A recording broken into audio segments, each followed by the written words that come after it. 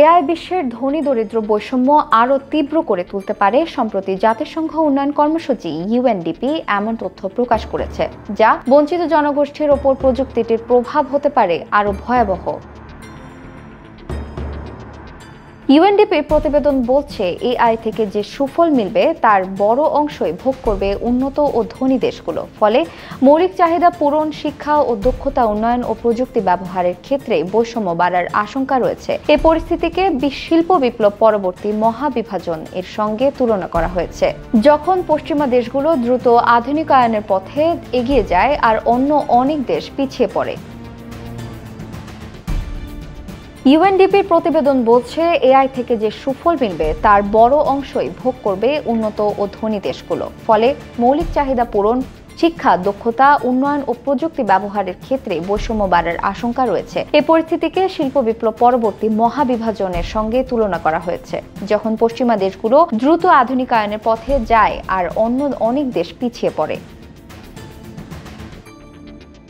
ইউএনডিপির Asia প্রশান্ত মহাসাগরীয় অঞ্চলের প্রধান অর্থনীতিবিদ ফিলিপ কেলেস্কেন্স সতর্ক করেছেন, এই ব্যবধান কমানো না গেলে লাখো মানুষ ডিজিটাল ডিভাইস, অনলাইন পেমেন্ট ব্যবস্থা, ডিজিটাল পরিচয়পত্র, শিক্ষা ও প্রযুক্তিগত দক্ষতা থেকে বঞ্চিত থাকবে, যা বৈশ্বিক অর্থনীতিতে অংশগ্রহণের জন্য অপরিহার্য।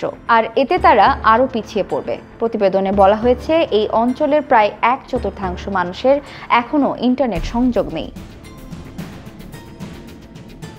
প্রতিবেদনের প্রধান লেখক বলেন, আমরা সাধারণত প্রযুক্তির ভূমিকা অতিরঞ্জিত করি, কিন্তু নিশ্চিত করতে হবে প্রযুক্তি নয়, মানুষই প্রথম অগ্রাধিকার।